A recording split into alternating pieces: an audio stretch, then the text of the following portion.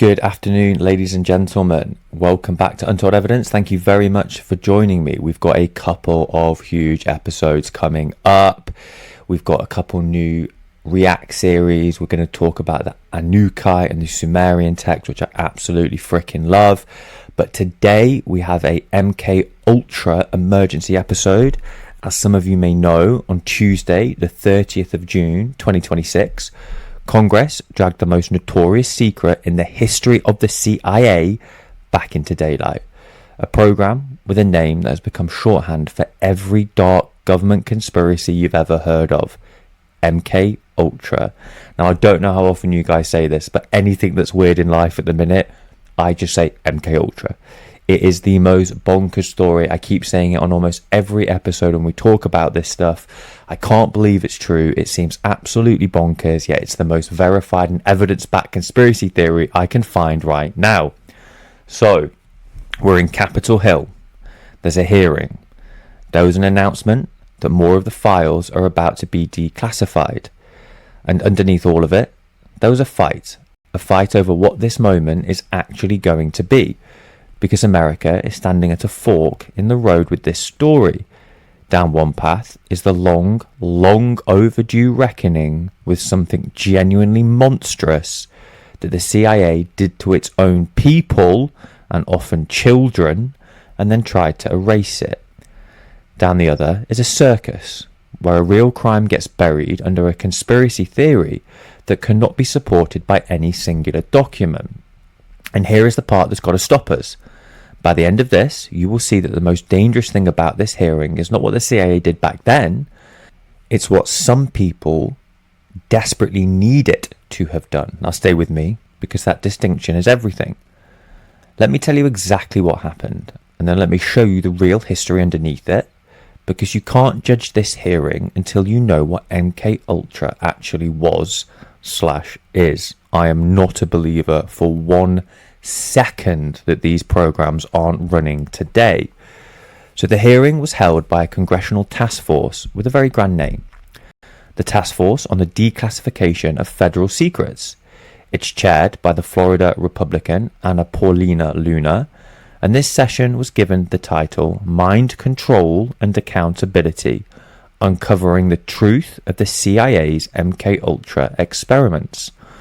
Luna's core charge was blunt. She told the room that the intelligence community has covered up the nature and the classification of these experiments for decades, that Americans have been misdirected again and again, and they deserve the transparency and accountability from the CIA. And then came the headline. Luna stated that additional MKUltra documents are right now in the process of being declassified as part of the ongoing transparency push. So I want to be precise with you, because precision is the whole point of this channel. What happened this week was not a giant document dump landing on the internet. It was a hearing, plus a promise that the real release is coming. So keep that clear in your head. The big drop is still ahead of us. This was just the starting gun. And 2 witnesses matter most. The first was the investigative journalist Tom O'Neill, the author who spent 20 years digging into the Charles Manson case and its strange, persistent brush with CIA behaviour research.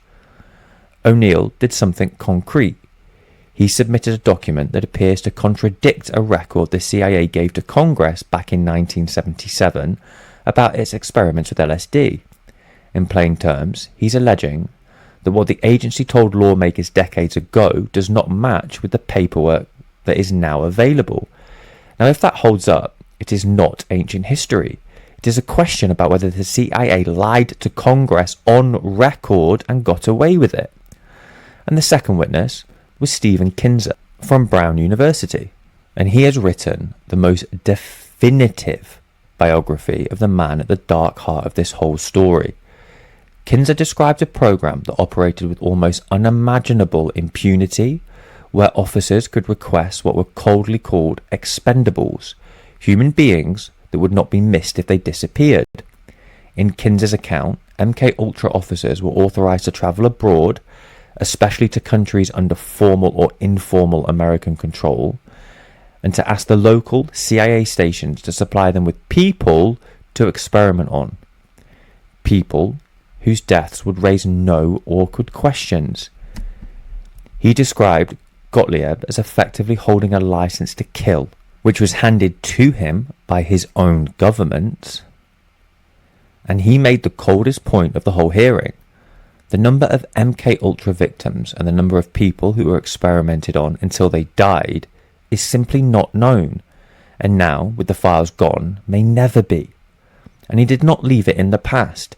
He raised the possibility that a program like this could still exist today, rebuilt on the back of technologies the original scientists could have only dreamed of. Now hold on to that thought, we will come back to it. Again, I'm not entirely sure this stopped. So that is the event. Now we'll go into the history, because this is where we find out why it matters and why it is so easy to twist.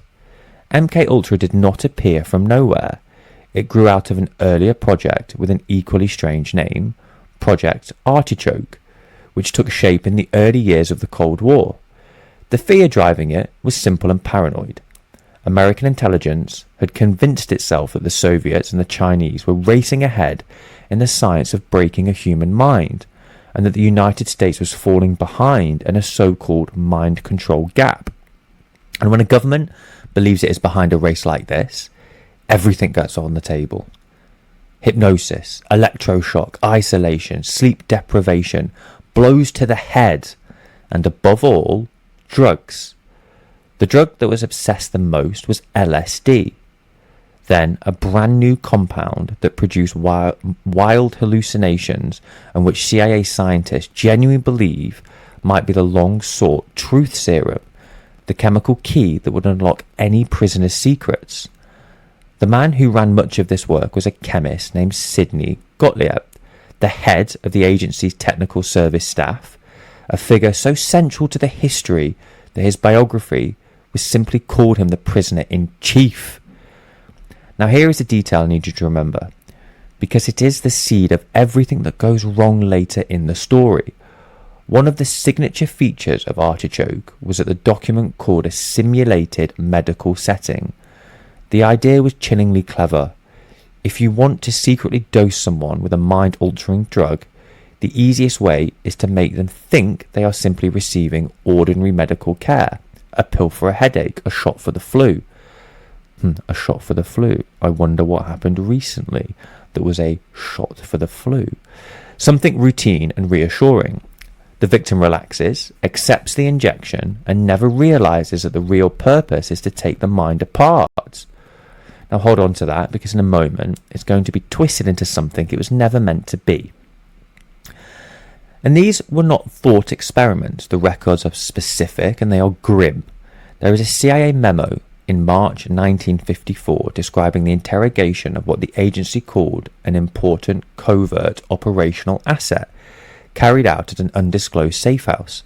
The interrogators combined hypnosis with what the document itself described as a mass use of chemicals, all disguised as treatment for a case of influenza. The subject was held under the techniques for roughly 12 hours and under direct interrogation for 90 minutes. The internal review afterwards did not agonize over the ethics of it. It concluded coldly that the results justified the measures, and it gets darker. There is a record of an Artichoke planning meeting from April 1954 in which the participants agreed in writing that a great deal of work was needed, and it was essential to find somewhere that large numbers of bodies could be used for research and experimentation. Listen to that sentence again and hold on to it. They are talking about experimenting with drugs on human beings, large numbers of human beings. They discussed testing on American prisoners of war returning from Korea. They noted that the psychiatrics across the United States would be willing to mind-altering drugs. They agreed, in the flat bureaucratic language, that the wider the testing, the better the chances of success. And so it went. Experiments on federal prisoners, on drug addicts, on psychiatric patients, and people who had no idea they were subjects and never consenting to anything. The agency quietly contracted with prison directors and hospital administrators to borrow their population as raw materials. CIA officers even dosed each other and secretly drugged their own co-workers to watch the results. It was exactly the kind of reckless internal testing that led to the death of the army scientist Frank Olson. In 1953, Olson, a biochemist working on the army's own research, was secretly dosed with LSD by Gottlieb and the team at a work retreat with no knowledge and no consent. In the days that followed, he spiraled into what those around him described as a deep crisis, and then, in the small hours of the morning, he went out on the 10th floor window of a New York hotel and fell to his death. For decades, the official line was suicide, a troubled man who had a bad reaction to a drug. His family never accepted it, and in 1975, when the truth about the secret dosing finally surfaced, President Ford apologized to the Olson family in person at the White House, and they received a settlement. But it did not end there. In 1994, Olson's body was exhumed, and a forensic examination led a leading investigator to conclude that the head injuries looked more consistent with a blow struck before the fall than with a simple jump. And to this day, the family believes Frank Olson was thrown from the window to keep him quiet. That case, a single death and decades of pain, is a window into the human cost hidden underneath all of these tidy code names. And it reached beyond American borders. In Montreal, a respected psychiatrist named Donald Hewan Cameron ran experiments on his own patients under a technique he called psychic driving, and another he called de-patterning. He would attempt to erase a human's personality with massive electroshock and drugs, playing recorded messages on loop for days, trying to rebuild the mind from scratch. And these were not fringe figures operating the shadows of their profession. Cameron had been the president of the American Psychiatric Association. This is the real MKUltra. It's not a myth. A documented campaign of experimentation on the vulnerable and the unwitting, run by some of the most credentialed people in the field. Pardon my French, a fucking disgrace. And the scale of it is hard to hold in your head, because MKUltra is not a single experiment. It was an umbrella spread across at least 150 subprojects, running for at least 20 years, from 1953 into the early 1970s. It reached into more than 80 institutions, universities you have heard of, major hospitals you have heard of, federal prisons you have heard of, and pharmaceutical companies you have heard of. Almost none of the people used as subjects had any idea what was being done to them. The agency deliberately spread the work across so many fronts, funneled through so many front organizations and foundations, that even now, with the surviving paperwork spread on the table, historians cannot draw a full map of it. It was, in the most literal sense, a secret woven into everyday institutions of American life. And that is exactly the thing the destroyed files were meant to keep hidden forever. And now we reach the moment that shapes everything about this week's hearing. The moment the trail goes cold on purpose. And so we reach 1973. As the Watergate scandal was tearing through Washington and investigators were beginning to circle the intelligence agencies, the outgoing director of the CIA, Richard Helms, made a decision. He ordered the MKUltra research files to be destroyed. According to the account drawn from Gottlieb's own biographer, Helms reportedly framed it in the plainest possible terms. Let this die with us. 7 boxes of the program's core research files were incinerated, and there was no careless shredding in a back office. Gottlieb took the order so seriously that he personally drove to the record centre to make sure it was carried out. And yet, incredibly, the story did not stay fully buried. Within 2 years, the whole intelligence apparatus was cracked open. In 1975, in the long shadow of Watergate, the Senate launched what became known as the Church Committee, a sweeping investigation into decades of intelligence abuse running alongside a parallel inquiry called the Rockefeller Commission. It was there, under oath, that the American public got its first real look at what the CIA had been doing to its people and its people's mind. Gottlieb himself was hauled in to testify in a closed session, And even then, under every direct questioning, he was slippery. He was asked plainly whether these experiments had been carried out in prisons or in mental hospitals, on criminals or the criminally insane, and he said no. And then the very next day he came back and changed his answer, claiming he had not properly understood the questions. That is the man that the historical record hands us. The keeper of this program's darkest secrets, correcting himself overnight about what he had experimented on and the captive human beings. The Church Committee exposed the skeleton of MKUltra, but the flesh of it, the detailed research, the names, the outcomes, was already in the ash. The act of deliberate destruction is the single most important fact in this entire story. And we've got to understand why. Because it's created an enormous hole, a vast, permanent hole in the historical record where the truth used to be. When investigators finally forced a reckoning, the first real breakthrough came in 1977, when a former State Department official named John Marks filed a Freedom of Information request and uncovered a cache of around 16,000 pages that had survived the purge, purely by accident, because they had been misfiled with the agency's financial records. Marks turned that into the first serious account of the program.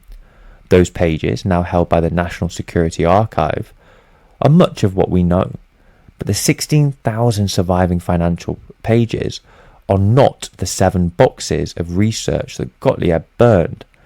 The heart of it is at least officially gone, and what survives it to this day, 70 years on, still scarred with redactions, still blacked out, still partially sealed. So when Chairwoman Luna stands up and says, "There are still secrets here," that is the story that is not fully told. The documents remain classified, and she is, on the narrow points, correct.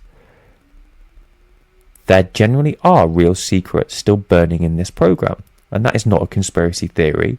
That is the documented fact about the missing filed and censored pages. Which brings us to the live questions, the things that are genuinely open, the second tier of this story, because a serious person can look at this and still have real unanswered questions. There is Tom O'Neill's document, which appears to clash with the CIA and what they told Congress in 1977.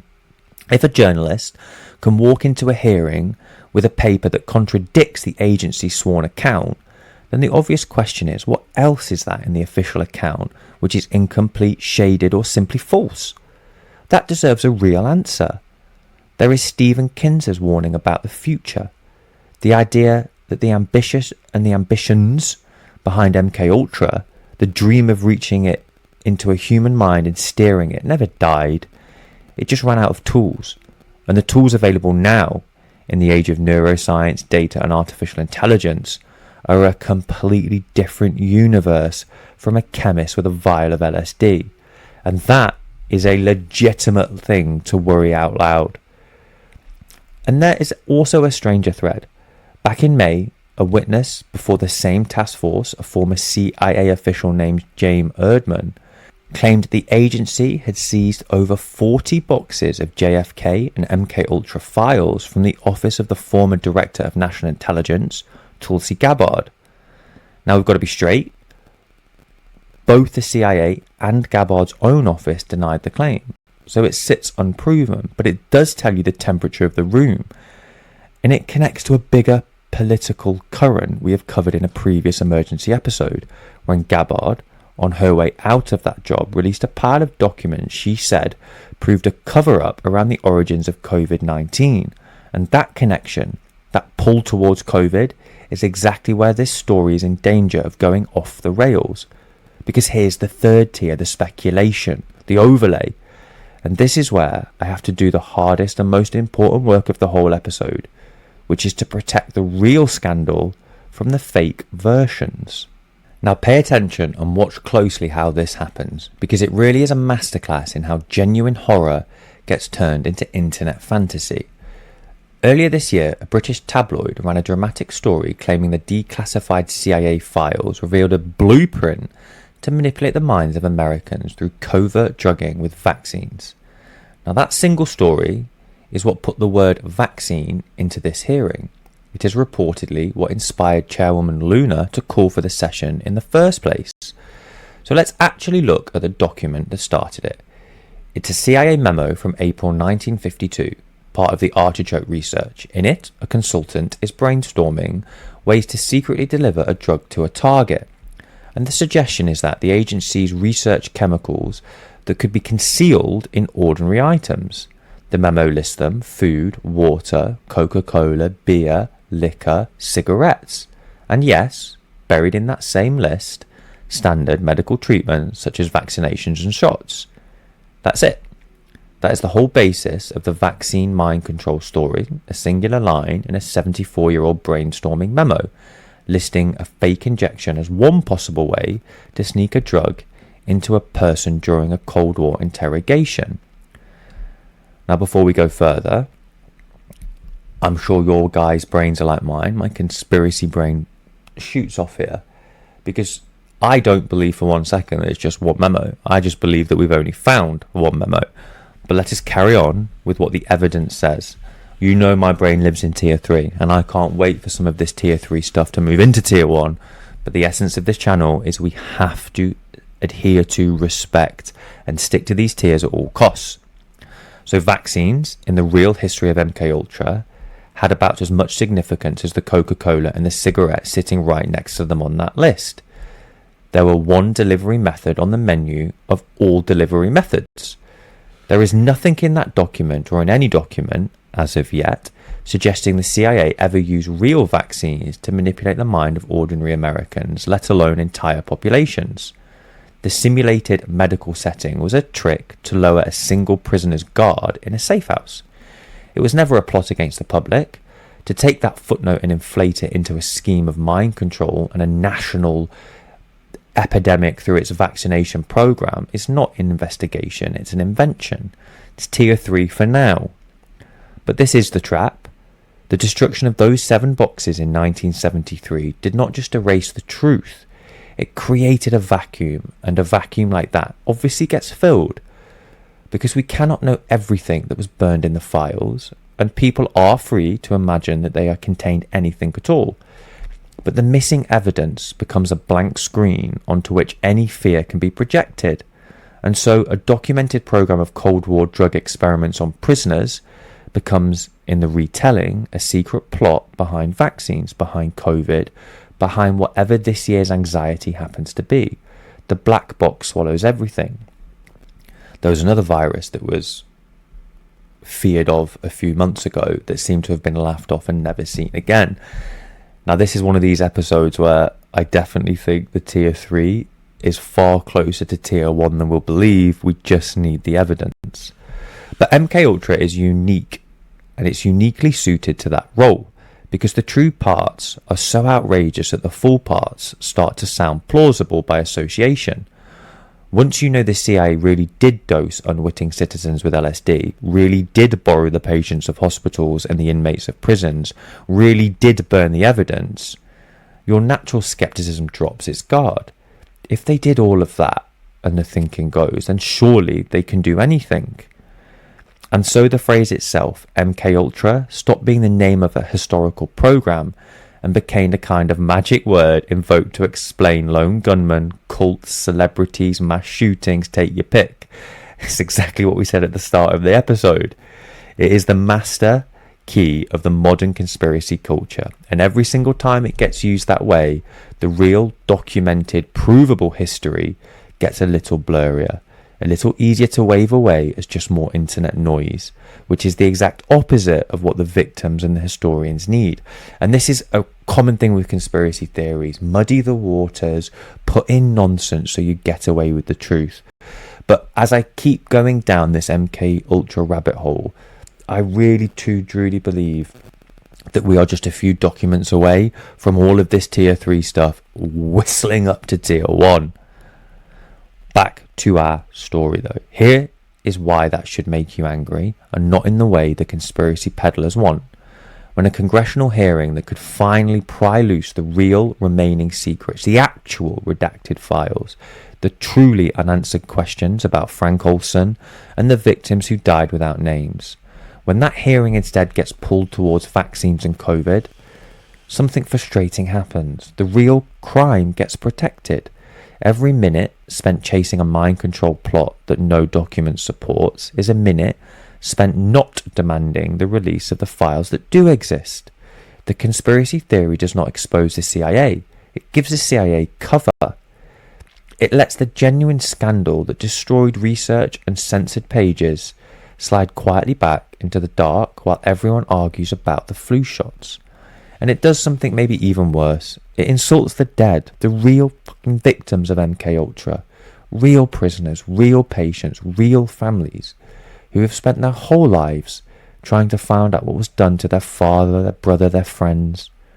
Those people don't need a fantasy. Their reality was horrifying enough. Turning their suffering into a prop for vaccine panic is not honouring them, it's just using them. So let me give the honest position, the stance that this channel exists to hold, even when it satisfies nobody completely. Two things are true at the same time, and you have to be adult enough to hold both.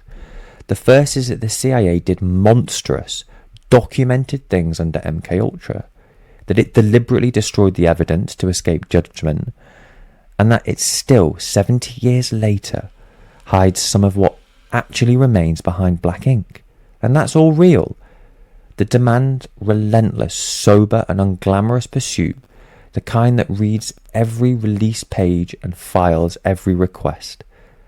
And the second truth is that the specific conspiracy now attaching itself to this hearing, the idea of vaccines as a tool for mass mind control, is not supported by evidence and threatens to turn a serious reckoning into a slideshow. Now, I don't personally think it is to control 8 billion people as such, but I'd like to see more documents about that vaccine, let me tell you that for free. So you do not have to choose between believing the CIA is innocent and believing that it's drugging you through your pharmacy. Both of these are wrong. The truth sits in the harder middle ground, a guilty agency, real victims and missing files, and a public conversation that keeps getting hijacked before it can do any good. The task before that the committee is not to prove the wildest stories. It is to force out the real story, which is still provably being withheld. So if this task force is serious, here is what a real investigation actually looks like. And I'll warn you now, it's not glamorous. It means demanding the CIA lift the redactions on the documents we already have. The surviving John Marks files, still partly blacked out after nearly half a century. It means forcing out the full accounting of the more than 80 universities, hospitals, prisons and pharmaceutical companies that quietly took part, many of whose roles have never been properly explained. It means naming the subprojects that are still shadows to us.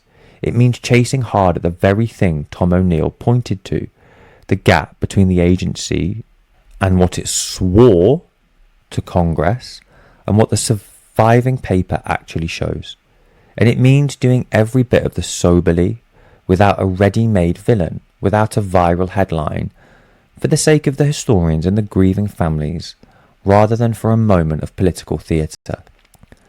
This is the unglamorous work. This is what accountability actually looks like. And it's a great deal harder than shouting the word vaccine into a microphone. Chairwoman Luna says more documents are coming, that the declassification is underway, and on that, I genuinely hope she delivers, because that is the part that actually matters. When those files land, this channel will do what it always wants to do. We're going to read them. We'll separate the paper, what it actually says, from what everyone on all sides wants it to say, and we will tell you the truth, even when the truth is less exciting than the legend, and even when it is far, far worse. Because the real story of MKUltra was never that the government is secretly poisoning you today. The real story is that once it genuinely tried to break the minds of the helpless, wrote it all down, and then set fire to it. That crime doesn't need exaggerating. It needs to be finished and needs to be punished.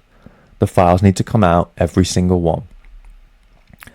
And when it does, watch for the tell. Watch whether the people who shouted loudest for this hearing actually sit down and read the boring, redacted, real documents, or whether they just skim through a single word that fits the story they already wanted to tell. Watch whether the coverage stays on Frank Olson and the burn boxes and the 80 institutions that took part, or whether it slides within days straight back to the vaccines and COVID. That single choice will tell you everything about whether this was a genuine search for the truth, or just the truth being borrowed as a costume for something else. Either way, we're going to read them. Thank you so much for joining me on this emergency episode.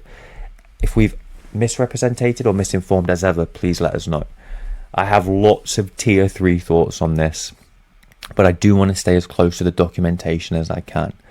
I'm a big believer that these programs still go on today. I think it's incredibly naive to think they were stopped.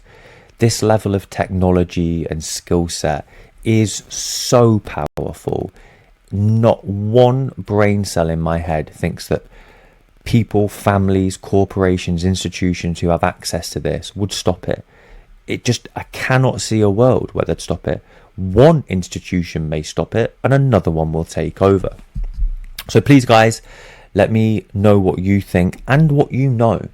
Like, what are we missing on this subject? MKUltra is so vast. If you've got some hard evidence, let me know. We'll do a video on that. But until the next time, thank you so much for joining me today on this emergency episode, and we will see you in the next one.